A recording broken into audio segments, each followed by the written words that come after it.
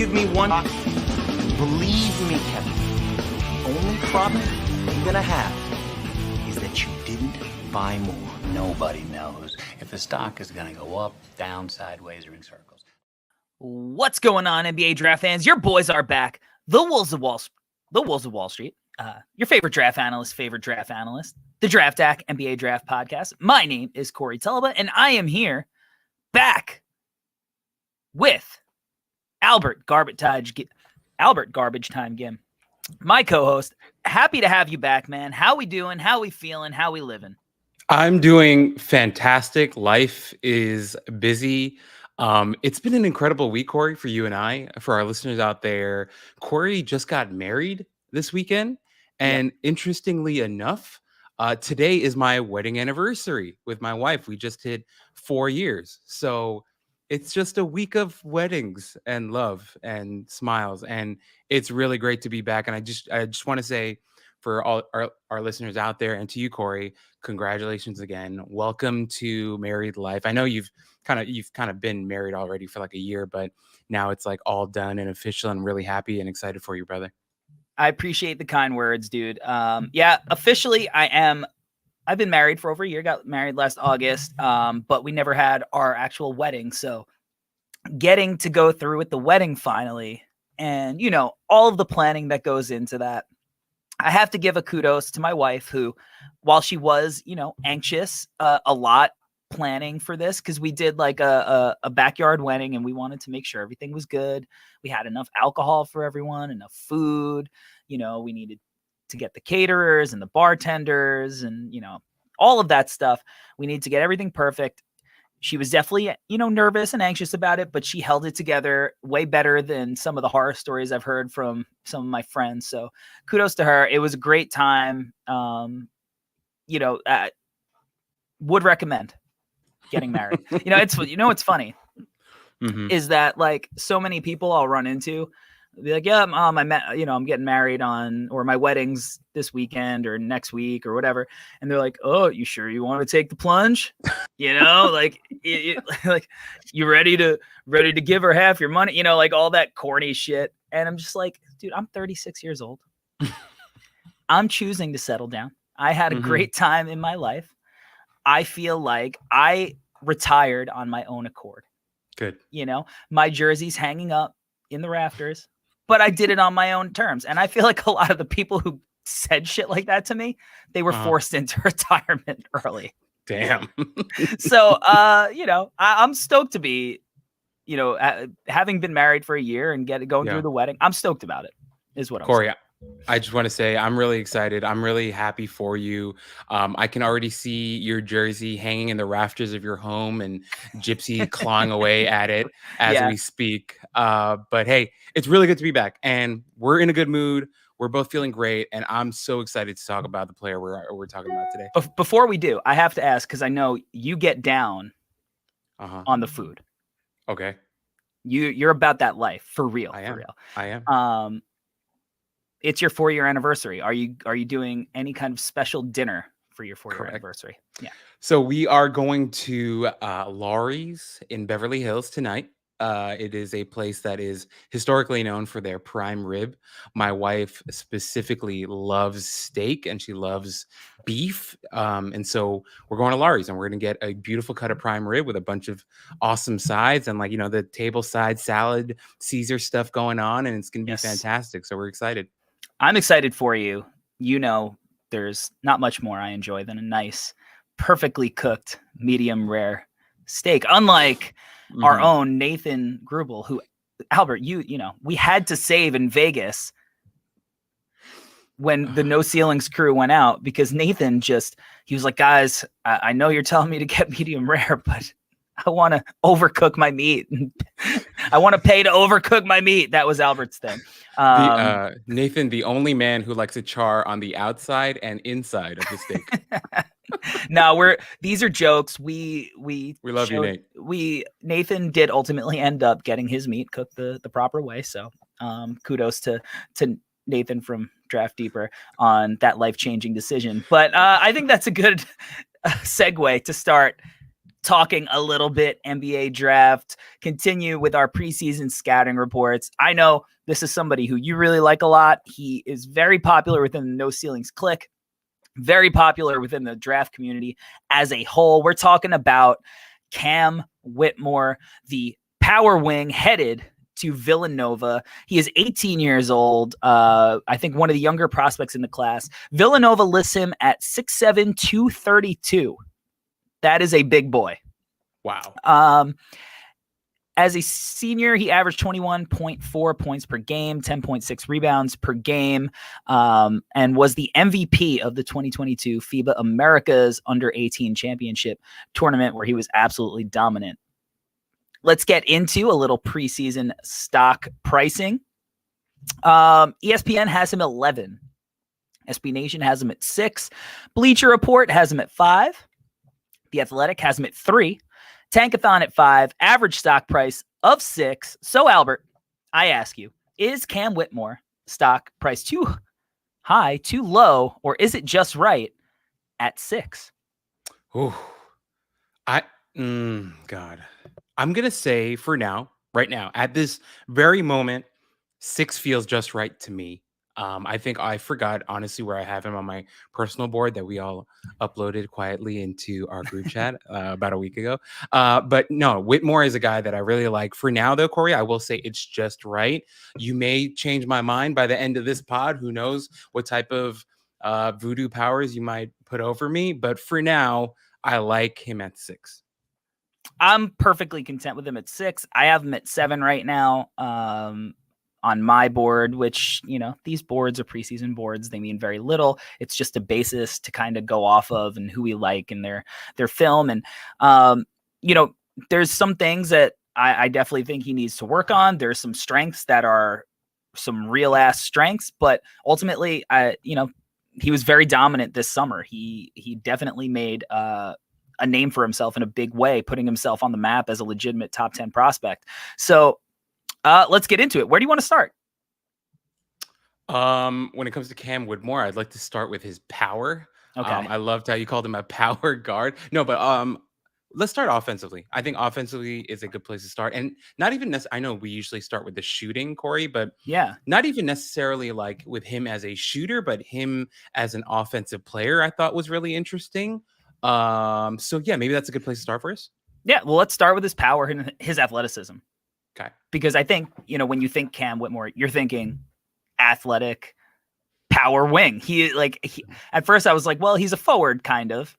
But he's also really powerful, but he's not like a power forward in the traditional sense. Right.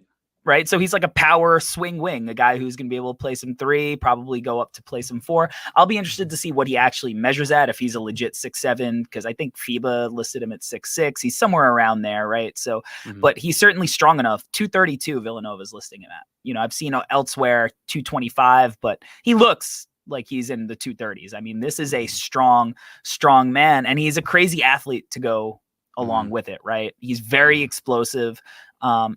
I think what I like about him the most, because some of these dunks that he throws down, two-handed, just standing vert on the move. Right. I was watching one of his AAU games, and he didn't actually end up completing the dunk, but he jumped from like right before the free throw line and almost put somebody on a poster, like the dunk like back rimmed, and he got the foul. But I was like, oh shit, like that is a nightmare if he's coming at you with a head of steam. But what I love about him is his body control and his hang time, because there are a lot of really athletic guys who can just dunk on you and can get up, but what he can do contorting his body when defenders are coming at him, he's got like up and unders, like he's just really savvy in controlling the movements in his body. That's really impressive. Right. I thought he had a really impressive second jump for offensive rebounds. And I think all of this just is like, he's going to be a guy who you can get up and down with, is a monster in transition, is going to be able to push the pace. And whether he's grabbing and going or he's running the wings, I just think he's going to be a guy that you love to see getting up and down, playing fast, which is, we know a lot of NBA teams, they want to push the pace. So I as an athlete, ridiculous. I think one of the last things we'll ever talk about when we talk about a player offensively, the last thing that we'll talk about generally is their offensive rebounding. But with Whitmore, it's pretty deserved that we brought it up as early as you did, Corey, because he is an absolute monster on the offensive glass. He's unbelievable. In my opinion, I think he's unbelievable at reading the ball off the rim. I think he times his jumps really, really well. You said he's got a great second jump. I think a lot of times he showed an incredible second jump, but also a great first jump at a lot of times too, where he just knew when to be there and to go and get that rebound and to create another opportunity for himself or his teammates. You talked about his physicality. What I wrote in my notes is he has an NBA body. He, in my opinion, is already bigger and stronger than a lot of NBA players, and it's absolutely insane. The biggest thing that I loved about him, Corey, and I want to kind of do this in collaboration with what you said about his body control. His body control is wild, but also he doesn't just embrace contact, he changes contact. And what I mean by that is he is so powerful in the air that even if the defender initiates the contact, he's going to be the one to finish it. Is how strong Cam Whitmore is he'll go up there and he's ready to absolutely dictate the terms with his power almost every single time. And it doesn't matter if it's against a guard or a center or a forward or whoever.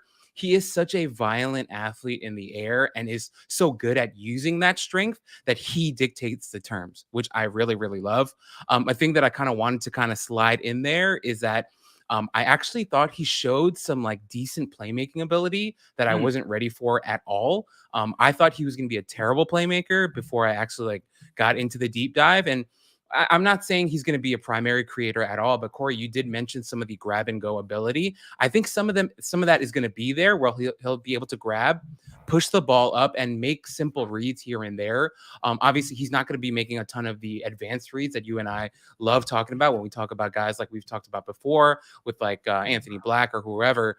But he wasn't like a absolute negative or a black hole by any means from what I saw. Maybe you saw things differently. I'm not sure. But I actually was like, oh, this is not terrible was how I felt about his passing. And I did want to mention that. Yeah, no, for his passing, I wrote like not a primary creator type, but should be able to make like solid connective reads. Yes. You know, I think one of them that stood out, I want to say it was against the New Jersey Scholars in the EYBL. So great, a lot of really good names in the EYBL. It was the end of the game. They're down 2 and he is the screener and he made a nice read to the corner out of the short roll that ended up being the game winning 3 with like 10 seconds left or something. So he definitely has that ability. You know, I still think those, like you said, the high level, like weak side hits coming off a screen, that stuff might not necessarily be there right now, but he's shown enough flashes that you think that he's going to be able to be one of those connector types. Now, before we move on to some of the basketball skills, I do want to ask you a question. Yeah.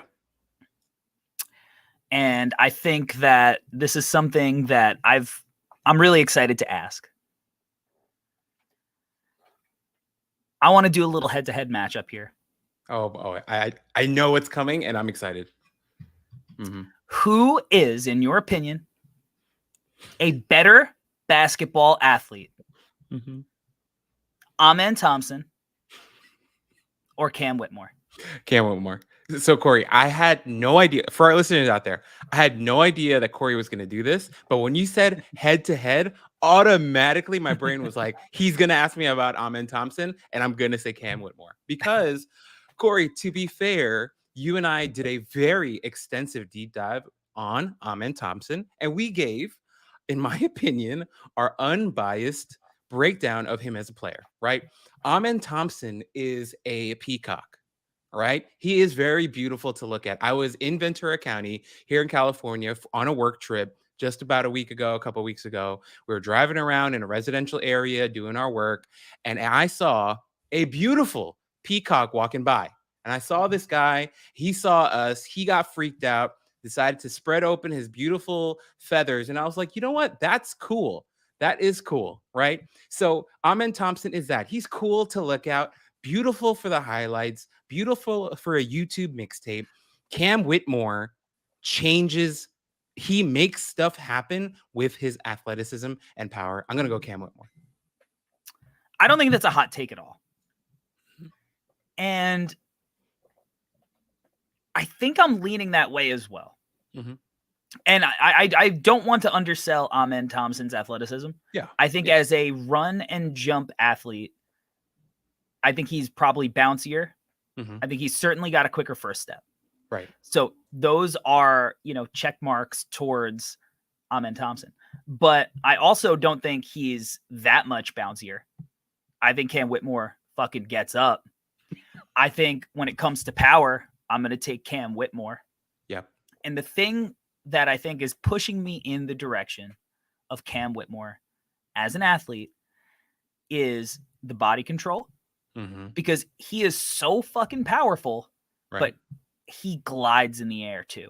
And I know that Amen glides when he's in the air, but I don't think he can contort his body.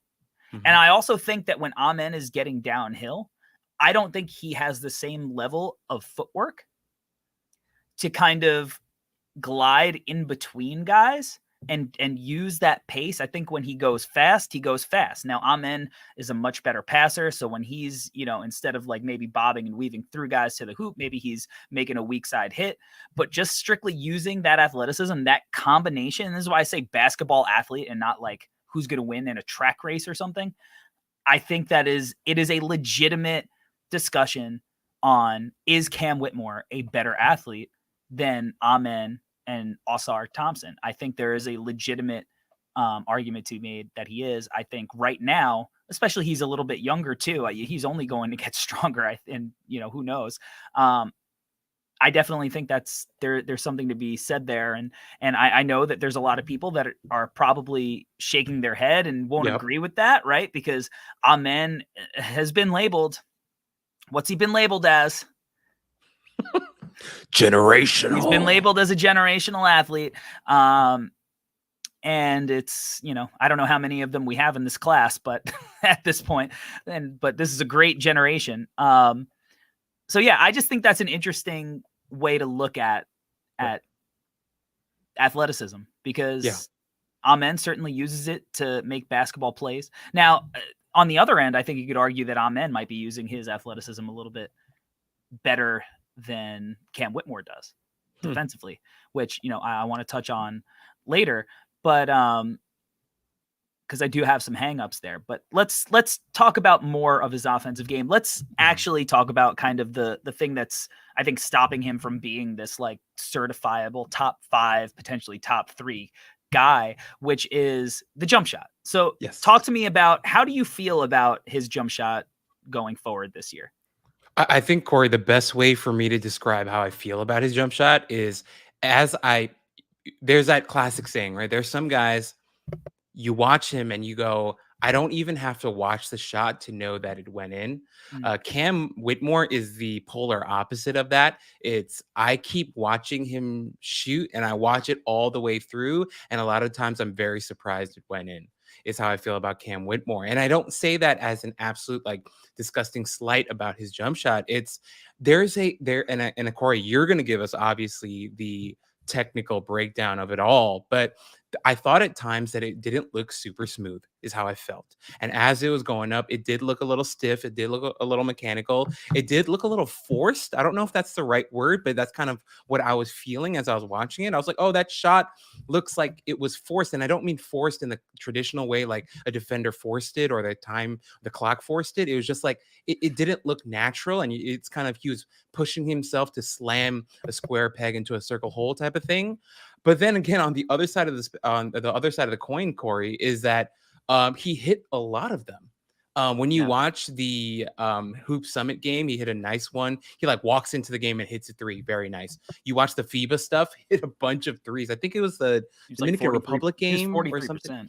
Yeah, it was really good. And even the high school stuff, like he was like not shy about putting them up at times and they would go in. I'm like, oh, look at you. Nice. That's awesome. So once again, like from looking at it aesthetically, just from the form and stuff, it doesn't inspire a lot of belief, but the results were there across a lot of different platforms and competitions. So you kind of have to start convincing yourself that it will look pretty good as he continues to shoot it and gets more coaching.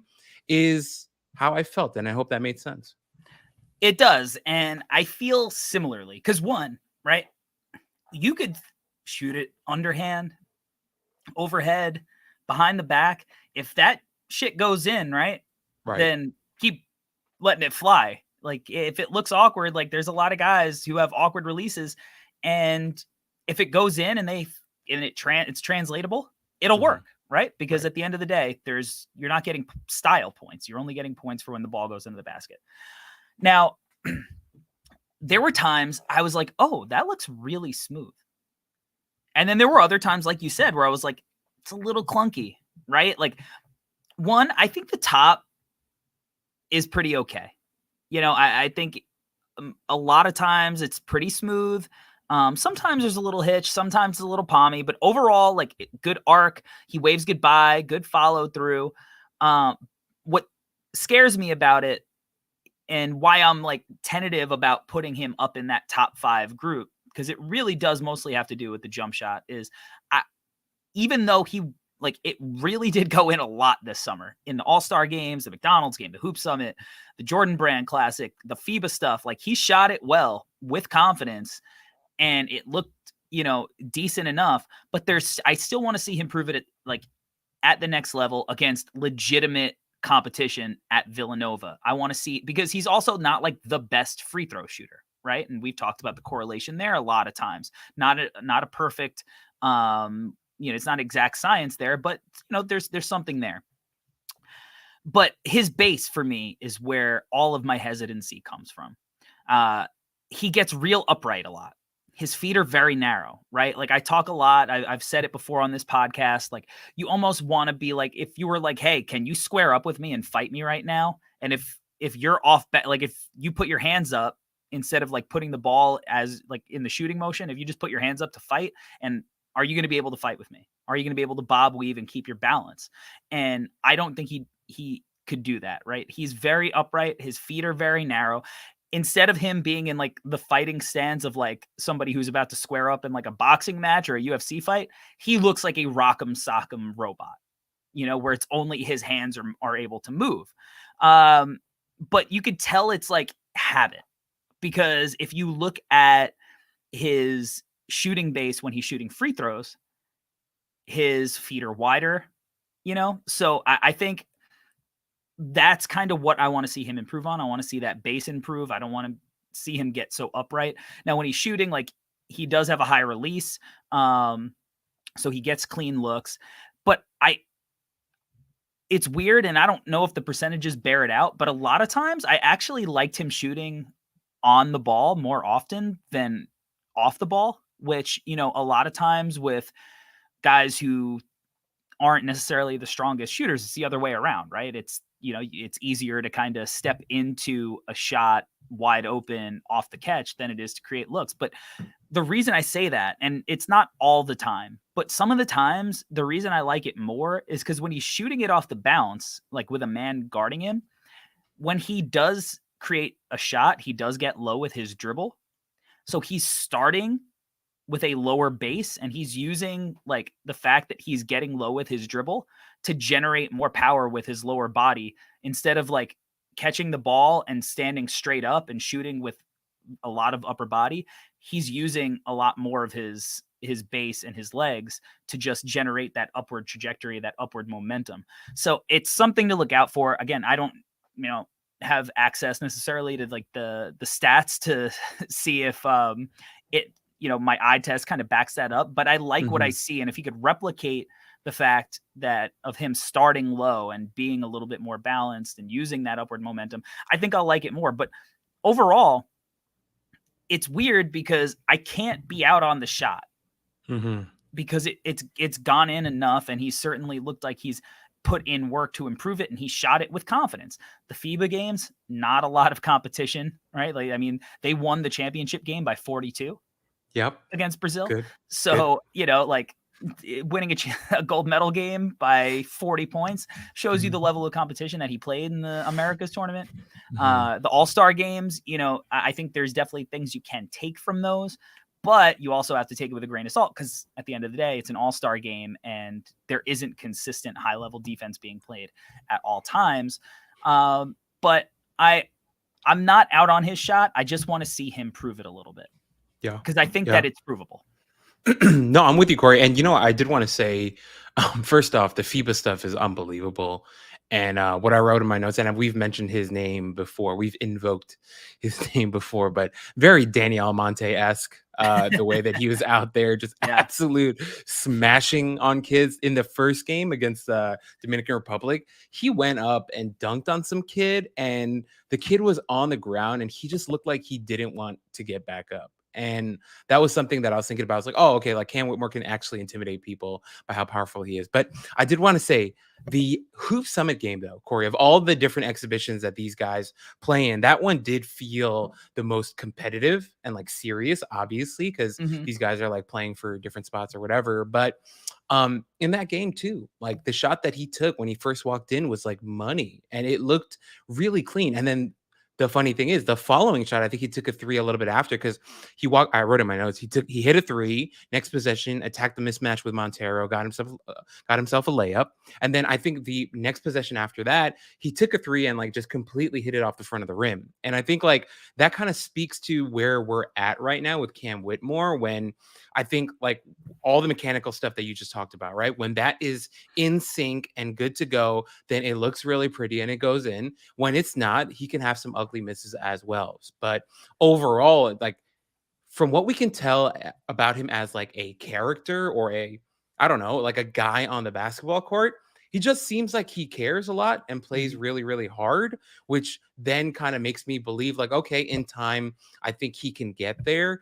You and I, obviously, you mentioned it before, but we're huge believers in the corollary between free throw shooting and outside shooting.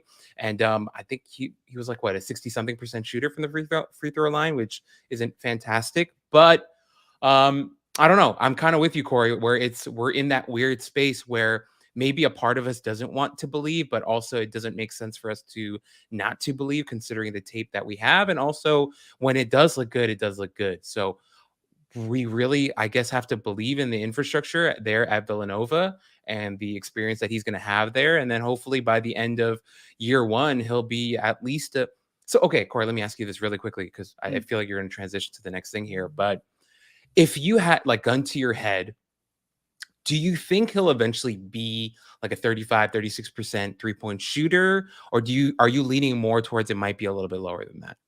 I think he can get to 35%. Nice. Yeah. Nice. Okay. I'm a buyer. That's great. I'm a buyer in that. Like, same. I think from there, it just turns into what is the context behind that number? Is it he turns into a guy who is going to be confidently shooting it from deep off the bounce in the NBA, and he's all of a sudden the guy you're projecting to be like a 20-point per game scorer who has, some shooting gravity to open up his driving game?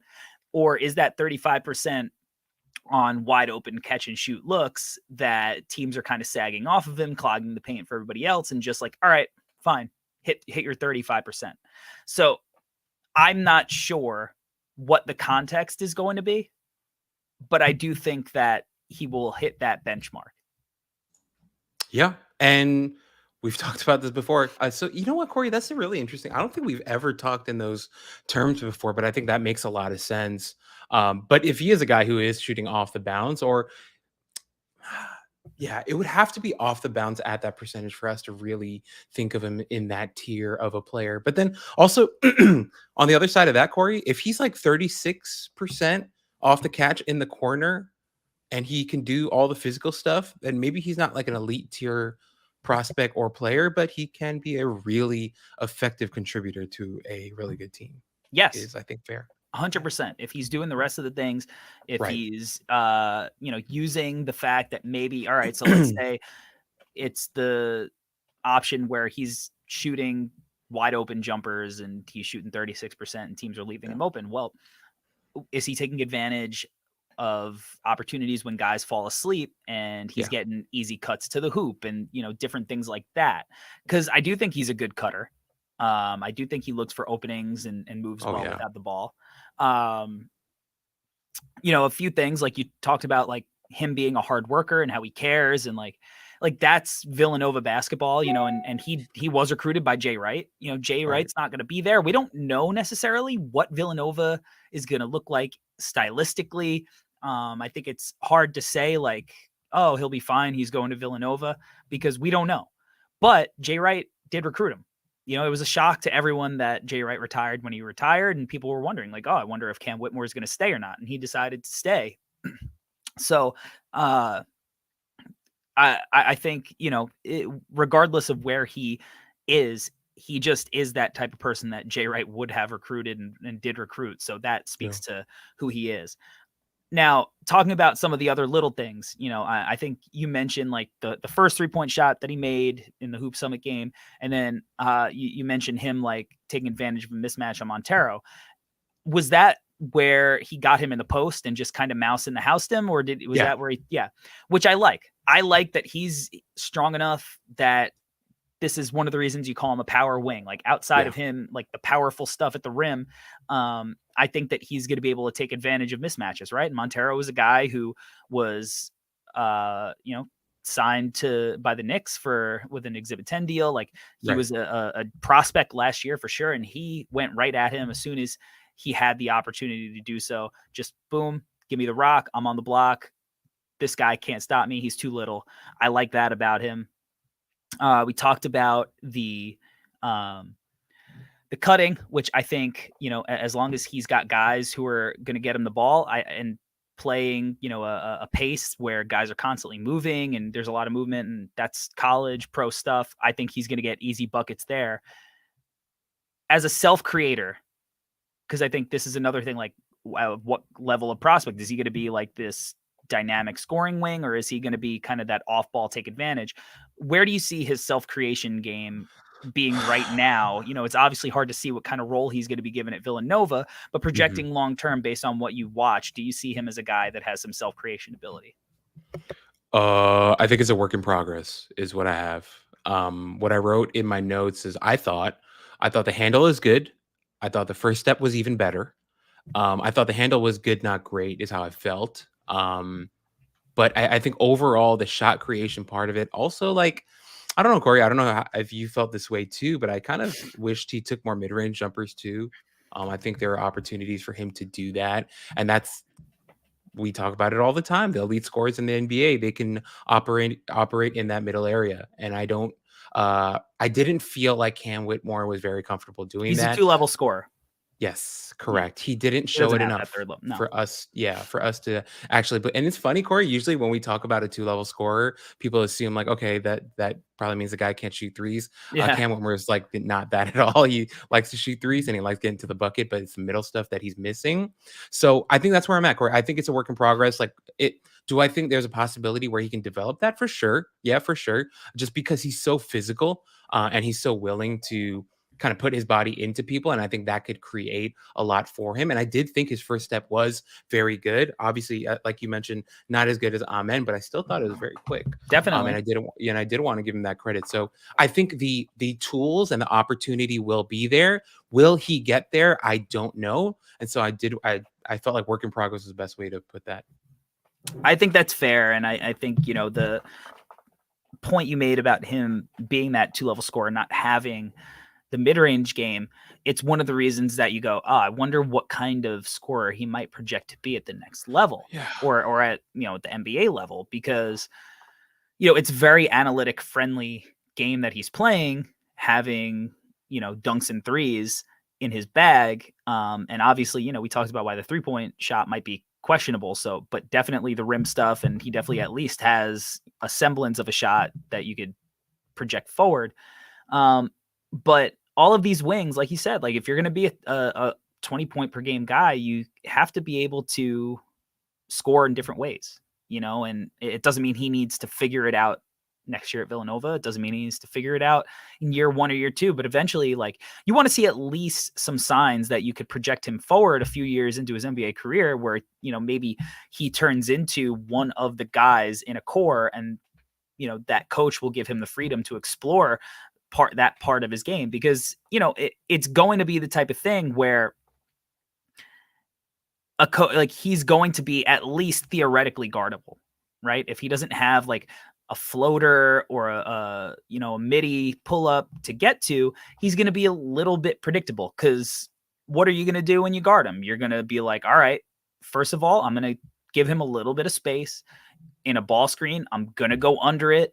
And I think that, if you were guarding him, you would try to make it so that he's giving the ball up. You're going to wall up at the rim on the weak side and make him turn into a playmaker. And, we said that he's got some passing flashes, but he certainly hasn't shown, in my opinion, the ability to like consistently make guys better in the same way Amen Thompson has. So when they do come over and help, he's not always making that next pass, skip, a couple of passes away, causing scrambles. So if you're guarding him and he doesn't have that second layer where now the defense has to think a little bit more, and they're just like, all right, I know he's getting to the rim here, so let's meet him there, wall up with a couple of guys and help, and see what he does when he moves off ball.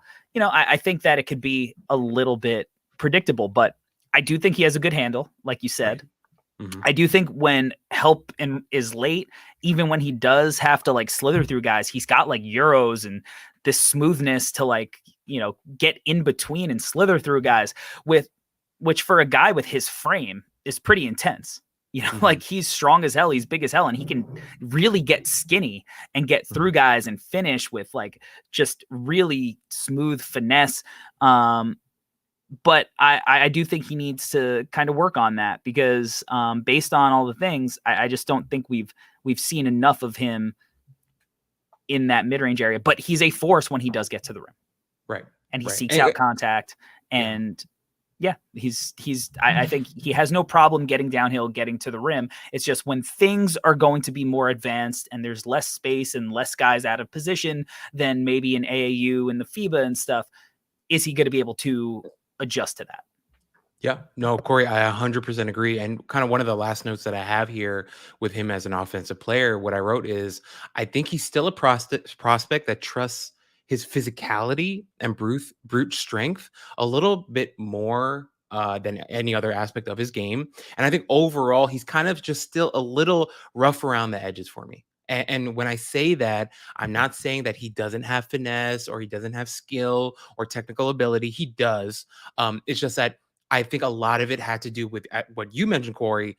I think a lot of it had to do with the level of competition that he played against and what he was asked to do against said competition. What I'm hoping for is that as he goes to Villanova, I'm hoping the coaching staff will continue to work with him and challenge him to do a little bit more of the in-between stuff that we are kind of unsure about and what we just talked about. So I'm a believer. I think he can get there, but as of now, he just hasn't shown it at all. Now, the one thing I will say, because we'll shit on like the competition he played in FIBA and like all-star games are what they are. But with that said, those all-star games were against his peers, all of the best grouping of his peers. And he was like, fuck y'all. Yeah, I'm the guy. Sure. And like he forcefully made his presence felt in those games. And he forcefully made his presence felt in the FIBA games. And there's something to be said just about like that X factor that he, I think, has where he's just like, yeah, I might be more physically dominant. Well, that's too bad for you guys. Sucks to suck. I am going to dunk everything on your head and get whatever I want. But I do think all the things, it's that alpha mentality.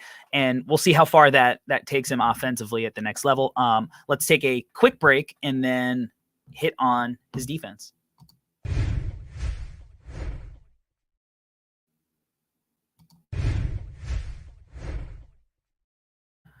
All right, we're back to break down Cam Whitmore's defense.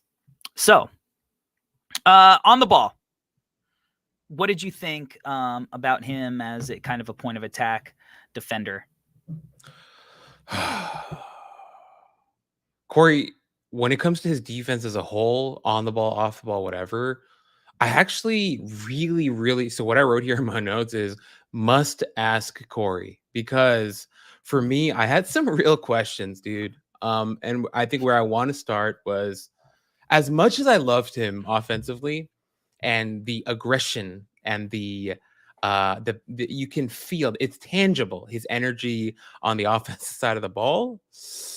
For me, defensively, I didn't always feel that way. And I wanted to know if I'm crazy or if maybe I was just misseeing things, because also, like, Corey, something that we talk a lot about is like context, right? Like, I remember one of the things that you said to me early on when we first started recording was like, just because we see a prospect do something doesn't mean that that blame always goes on the prospect. Sometimes that is the scheme. That is what the coach is asking him to do. There's certain things that he's expected to do.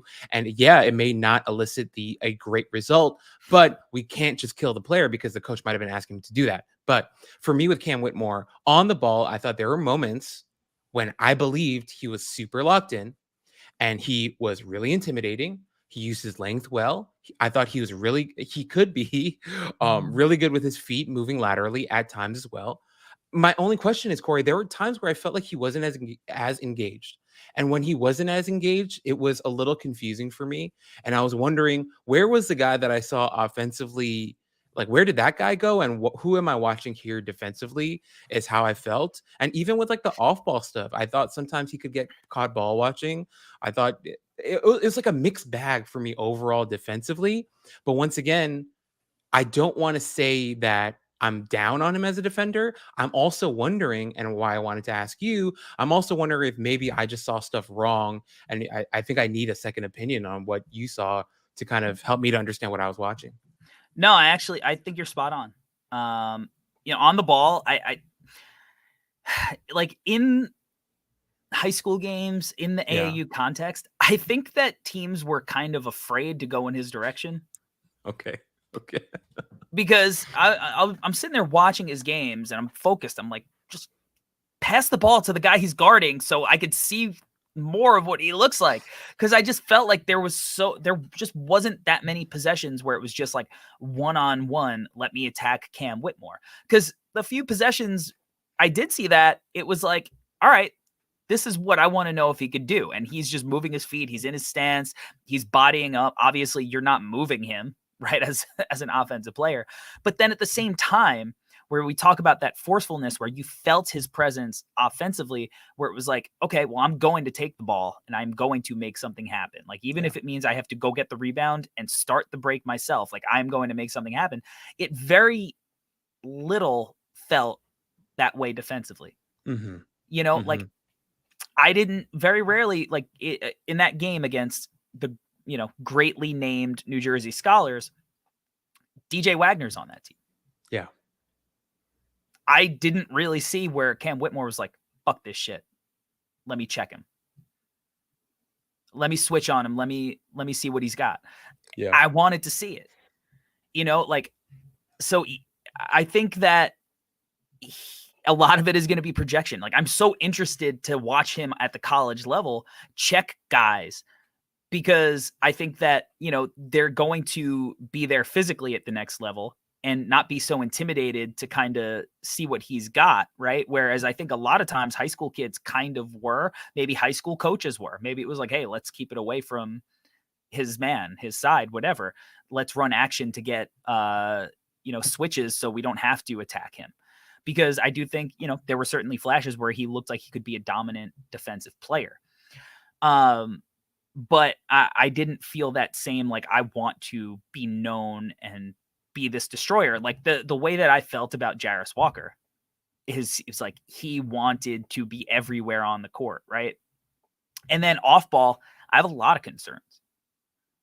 When we talk about athleticism and basketball athleticism, like, he's not really a rim protector. Yes, he doesn't get a lot of shot blocks, and somebody as strong and as athletic as Cam Whitmore is should be swatting everything. Yes, in these games, especially with like sloppy broken play, like guys forcing bad shots near the rim. Like, he should just be sending shit into the stands, and he's not. And the reason is because when he's off ball, he's just very rarely in the right spot. We talk about how important that low man is. Like, the terminology at the college and NBA level is that man is called the MIG, the most important guy. And the reason is because that's the guy that you want to be tagging the roll and meeting rolls at the rim or coming over and helping and sliding in to take a charge or getting vertical or whatever. And he's just not in the right spot. Like the closest he was to being home underneath the hoop was like the opposite block. And, maybe at times you can get in the play at that level, but each level you go up, if you're not in the right spot, you're going to be late, and that's going to be fouls or it's going to be buckets. But he just very rarely would come over and send somebody shot. And that's because he was never in the right spot. And he was just kind of like lollygagging around on the weak side. And what's crazy is there was one game, I want to say it was against the Lightning, but I'm not sure because a lot of it blends together, where he did end up in the right spot, and he just engulfed the ball, just absolutely ate it alive, right? Like, and it shows that that's what he can do and what he should be doing. Amen Thompson, where we were like, oh, there's, maybe some of his athleticism isn't as functional offensively because, we think Cam Whitmore maybe has better body control or footwork, and Amen Thompson, he swats things, he gets in the passing lanes, right? He's much more active off the ball. And we talked about that Amen also struggles with positioning off the ball, but he's at least trying to be forceful, right? So off the ball, I think that he's got a lot of work to do. And I think that some of those low block numbers are indicative of that, because he's just too physically dominant to not have really high stock numbers. And yeah, he'll get steals and whatnot, but somebody that athletic should be able to protect the rim at that level in a much better way. And then a lot of the times him being, taking away the shot blocking and rim protection, because that's not everything. He's just in the wrong spot. And when the ball would swing, it would cause these weird scrambles that would lead to, layups or kickouts or whatever. So I'm low on his off-ball defense right now and where he's at. And, I think this side of the ball is going to be like, all right, is this a baseline, like 3-and-D, two-way guy? Or is he like a one-way offensive wing with some question marks who you're always wondering if he could be better defensive? And that's the thing that I'm really curious about going into Villanova. And it's one of the reasons, besides his shooting, why I am like, all right, he's definitely a guy that could end up being like the third pick in the draft. But I could also see him, being a little bit further behind on certain sides of the ball, and he ends up going like 8th or 9th because there's questions about him maybe, going in and out. So that's where I'm at defensively with him. Corey, perfect. Number one, you make me feel so much better about what the hell I was watching, because I was really enjoying it. Because I was like, I really like this guy, but am I drunk, or am I watching something and not even knowing what I'm watching? So that makes me feel a lot better. But I do want to say, Corey, I feel like this may be me having been your co-host for a couple of years now and just like kind of sipping the Kool-Aid here, because you are an absolute Villanova lifer. And I'm just wondering if I'm like overselling that in my own brain. But a part of me really believes, and I know Coach Jay Wright is no longer there, but part of me believes that he's going to enter that infrastructure. The coaching staff is going to see what we saw.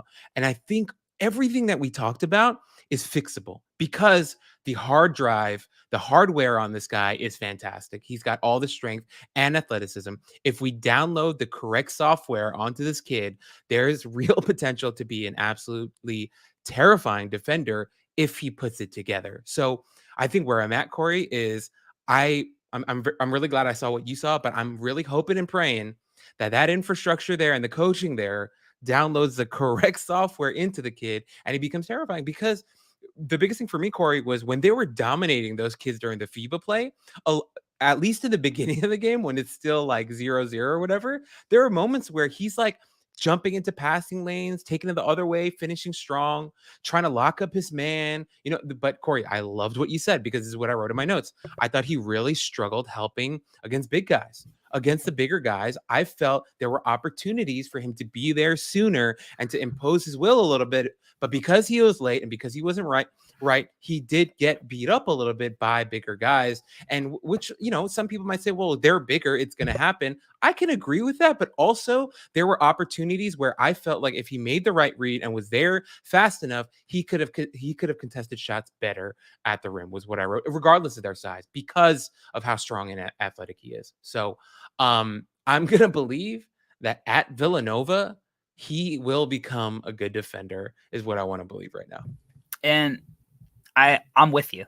I do believe. Nice. For as much as I said is like there's question marks, if you gave me like an ultimatum, like you have to guess whether it's going to work or not, I would say I think it's going to work, because he is a forceful player.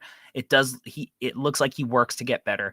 And I do think that there is going to be some Villanova infrastructure left over, carrying over from Jay Wright. So, but with that said, I want to ask you, who do you think the last one and done player at Villanova actually was? Because it's been a while. The year was 1997. That's how long 97. I almost said Kerry Kittles. I don't know. I actually have no idea. Can I get another hint before you give it to me? Was a New York Knick. Not drafted by the Knicks. Drafted by the Sixers, I believe. Clarence Weatherspoon? Tim Thomas. Tim Thomas. Why did I say Clarence Weatherspoon? That's a terrible guess. I apologize. Tim Thomas. That's a great one. That's the last one and done that Villanova had. Wow. It's been a while. So Cam Whitmore is projected to be potential top 5, top 10 guy. And but it hasn't happened at that university since 1997. And I wasn't even going to the Villanova camps at that point. Although Tim Thomas did speak one year. He was one of the guest speakers. All right. If you're buying stock in Cam Whitmore, who may you have bought stock in previously? Okay, so I wonder how people are going to receive this, but I'm going to go for it. Go for it. I imagine him as a slightly smaller, but so I imagine, okay, if this guy was 6'8", 6'7", 6'8", and played in the NBA today, I think he'd play very similarly. I think he just imposes will on guys, be really physical, be strong, be explosive, be great on the boards. 2022, 6'7", 6'8", Sean Kemp was the guy that I wrote. And I know, hell of a player. Yeah, Sean Kemp was a very good player who made the finals with the Sonics and eventually had a weird end to his career. Not the best. But not the best. He decided to put on some weight at the end. But hey, man, no body shaming here. But I like Sean Kemp here because I think Whitmore can play with that type of influence. I'm not saying he's going to be the same player, of course, but he will impose his will on guys with his power, strength, agility, and just intensity, right? But then also, what would Sean Kemp look like if he played in 2022? I think Sean Kemp would have had more guard skills. I think he would have shot the ball more. I think he would have learned to take threes, right? Is how I felt about this comp. So I went Sean Kemp 2022, but a little bit shorter. I like that because it takes some imagination when you bring your throwback guys, because the play style would be a little bit different, but they'd have learned, right? So I think I picked like two guys with two similar yet different paths and games. Okay. I think that there's a world where Cam Whitmore is who people wanted Isaac Okoro to be. Okay. Like Isaac Okoro, I was kind of lukewarm on because I just didn't buy the shot at all, but I really liked a lot of the other skills where it was like, okay, I see the path. If the shot comes at all, like could be a two-way monster, because power athlete, right? He was like very power wingy. He had some underrated passing ability, and he was a pretty good ball handler, right? And that's where, for him, a lot of Jimmy Butler comps came from. Cam Whitmore, I think, is a little taller than Isaac Okoro, which helps. But Isaac Okoro definitely had that defensive part of his game down with little questions. So that's one path where maybe he's the guy that we wanted Isaac Okoro to be. The other path, and I say this in name and play style only, is I think there's a world where he's kind of like Miles Bridges-y. Oh boy. Again, just in the way that they played the game of basketball, where if you put him with the right running mate who is going to find him and give him opportunities to, make smart cuts to the hoop, run, play fast, get him open shots in spots that he likes it, he could be a guy that is getting to like 20 points per game while maybe not being that crazy, off the bounce shooter, but still finding ways because of the pace, because of the opportunities that, a guy like LaMelo or a guard like that, Cade, one of these guys who were really good at finding these types of players and getting them opportunities. Maybe that's the type of player he ultimately could be. And, Miles Bridges wasn't like this defensive, stopper by any means. So like there are still question marks on that side of the ball. I think he could have that kind of impact. Now, I think that if none of the off-court stuff happened, right, like there's not really a world where a LaMelo Ball, Miles Bridges 1-2 combo is probably taking you deep into the playoffs, right? Like even though Miles Bridges was putting up those, pretty good stats, you really needed another guy to be and you needed him to have a lesser role. So I think if that could be the type of scenario that he enters, where like if he goes to a team that's probably a lottery bubble, playoff team, he could probably get to like 20 points per game, but it's probably not best for the team that he's that kind of guy. So there's still questions. Maybe he does develop that in between game and he turns into like some totally different player that you would compare him to. Maybe he does turn into like a Jimmy Butler type guy. I don't know. But those are the names that and the paths that I can kind of see him going down. No, Corey, I will say this. I think you throwing in that Jimmy Butler name at the end means something, because I think a lot of NBA teams may end up grabbing him in the top 5, envisioning a player like that. Depending on how year one goes at Villanova, he may start to flash some of the things that we didn't really see him do in high school. And the NBA teams might be like, okay, this kid is really athletic. He's really freaking strong. Oh, and he showed flashes of an in-between game as well as an improved 3-point jumper, and he can finish almost anything at the rim. That sounds like a guy that, takes his team, late into the playoffs almost every single year. So I think there is something to that, Corey, and a reason why we may end up seeing him in the top 5, maybe even in the top 3 by the time the draft comes along. All right. It's that time, Albert. It's time for America's favorite segment. Everybody get out your notepads. It's time for Albert Garbage Time Gam to sell me this pen on Cam Whitmore. All right, Uniball and Bic and all you cowards out there who continue to refuse to sponsor this segment. But I haven't done this in a while. I haven't sold any pens recently, but it's good to be back. Selling Cam Whitmore is really easy. We talked about it right now. But hey, look around the league. Look at the NBA. Wings are at a premium. People really like wings. NBA teams need wings. And the way that my co-host Corey described him is as a power wing, a guy who has a lot of strength, who is really imposing with his physicality. As athletic and strong and physical as he is, he also can play under control. He has finesse to his game. He has technical ability to his game. He's got good handles. He can shoot the 3. He is a developing shooter, a guy that we're hoping can show more in the mid-range while he's in college. He's going to a great situation at Villanova, where I think he's going to be asked to do things that he's not really comfortable with doing right now, but he's also going to get coached up and empowered to do those things well. So Cam Whitmore is a guy who has pretty much all the tools you're looking for in an NBA prospect who you want to put as a starting caliber wing on your team. It's going to be really interesting to watch how he develops in college and obviously in the NBA, but he's a guy you should be betting on because, as we've mentioned earlier in this pod, the hardware with him is fantastic. It all depends on more of the software that gets downloaded into this kid for us to start dreaming about the unbelievable talent that he might become. So Cam Whitmore, a guy with a really high ceiling, and in my opinion, already a pretty high floor as well.